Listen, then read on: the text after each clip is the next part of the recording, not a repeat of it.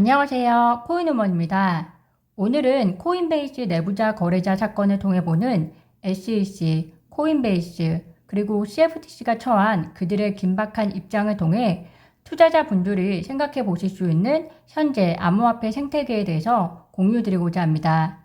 영상 시청 전에 구독과 좋아요, 알림 설정은 코인우먼에게 큰 힘이 되오니 정중히 부탁드립니다. 이번 코인베이스 내부자 거래 사건은 가상자산 시장에서 사상 첫 내부자 거래 사건이라고 검사가 밝혔는데요. 그만큼 앞으로 비슷한 케이스를 판결하는 데 있어 중요하게 참고가 될 선례가 될 것이라고 생각이 듭니다.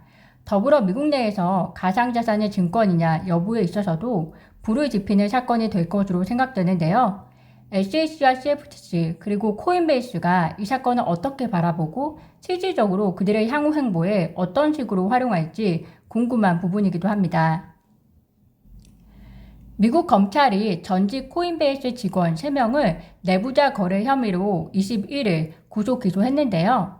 사건의 요는 2021년 8월부터 지난 5월까지 코인베이스의 전직 글로벌 프로덕트 매니저로 재직한 이산 Y가 특정 가상자산이 코인베이스에 상장된다는 정보를 그의 형제와 그리고 지인 등과 사전에 공유하고 검찰 추산 150만 달러, 증권위원회 추산 110만 달러의 차익을 거둔 것으로 알려졌습니다.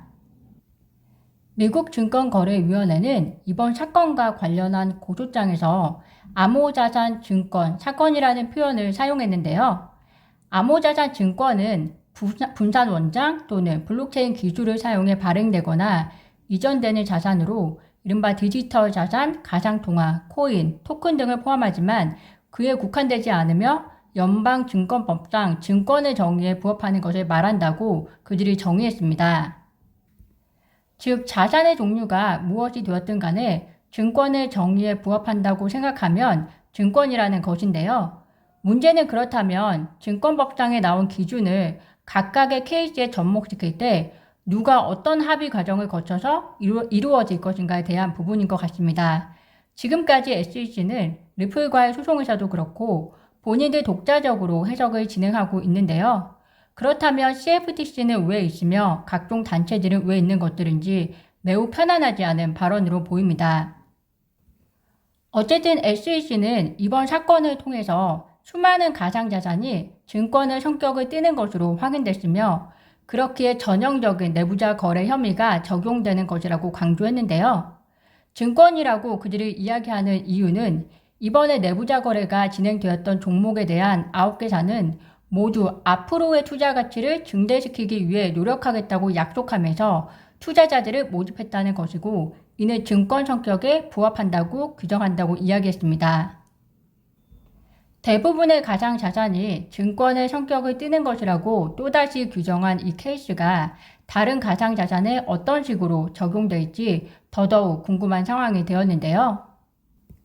이와 관련해서 CFTC도 가만히 있을 수는 없겠죠. CFTC에서도 이번 사건과 관련해서 성명서를 발표했는데요. 국민은 권력의 유일한 합법적 원천이며 헌법적 헌장이 도출된 것은 그것들로부터이다. 정부는 국민의 종이며 국민을 위해 취해야 할 행동에 대해 전적으로 책임을 져야 한다는 내용으로 시작을 합니다. 즉 국민에 의해 나오지 않은 권력은 의미가 없다는 것을 이야기하면서 SEC를 우회적으로 비판하면서 시작하는데요. 좀 더 자세히 내용을 보시겠습니다. CFTC는 SE 대 Y 사건을 강제에 의한 규제의 두드러진 예의다 라고 단호하게 표현하고 있습니다.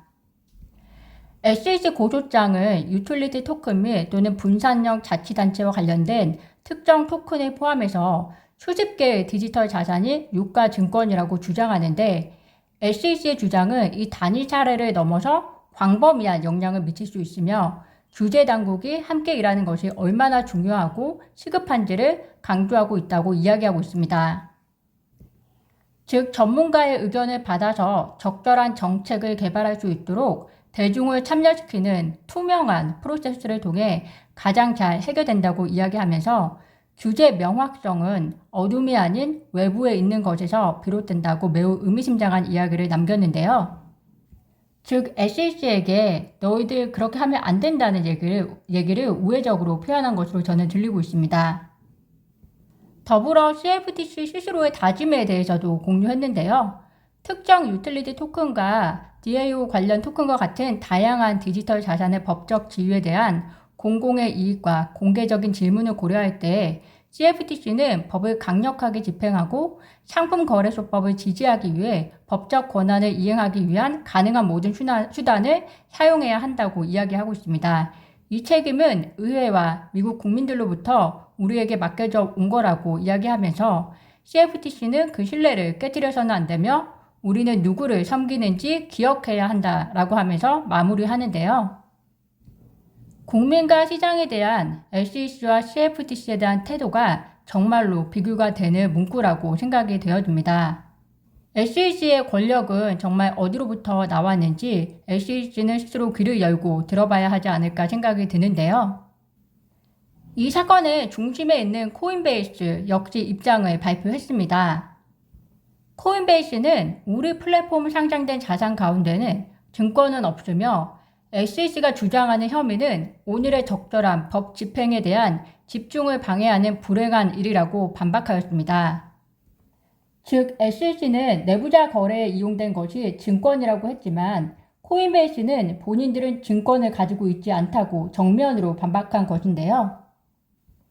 더불어 증권법은 디지털 자산 규제에 적절하지 않다, 가상자산에 잘 맞지도 않는 법규를 적용하려는 시도는 많은 문제를 일으킨다고 주장했습니다. 간만에 코인베이스가 통쾌한 보이스를 낸 것 같은데요. 시장의 흐름에 역행하는 기업은 살아남을 수 없다는 것을 코인베이스도 몇 년의 경험을 통해 깨닫지 않았을까라는 생각이 듭니다. 코인베이스가 가지고 있는 철학이 앞으로는 잘 실현이 될 수 있기를 바라는데요. 점점 많은 보이스와 케이스가 리플을 지지하는 쪽으로 옮겨가고 있는 것이 느껴지는데요. 비록 리플이 증권이냐 아니냐로 시작되어 왔지만 결국 SEC와 암호화폐 전체의 문제로 확산되고 있다고 생각합니다. 시장 내에서 리플을 지지하고 있는 보이스가 높아지는 만큼 리플 홀더분들 오늘도 힘내시기를 진심으로 바랍니다. 오늘은 코인베이스 내부자 거래 사건에 대해서 공유드렸습니다. 영상 시청 감사드리며 좋아요, 구독, 알림 설정은 코인 우먼에게 큰 힘이 됩니다. 감사합니다.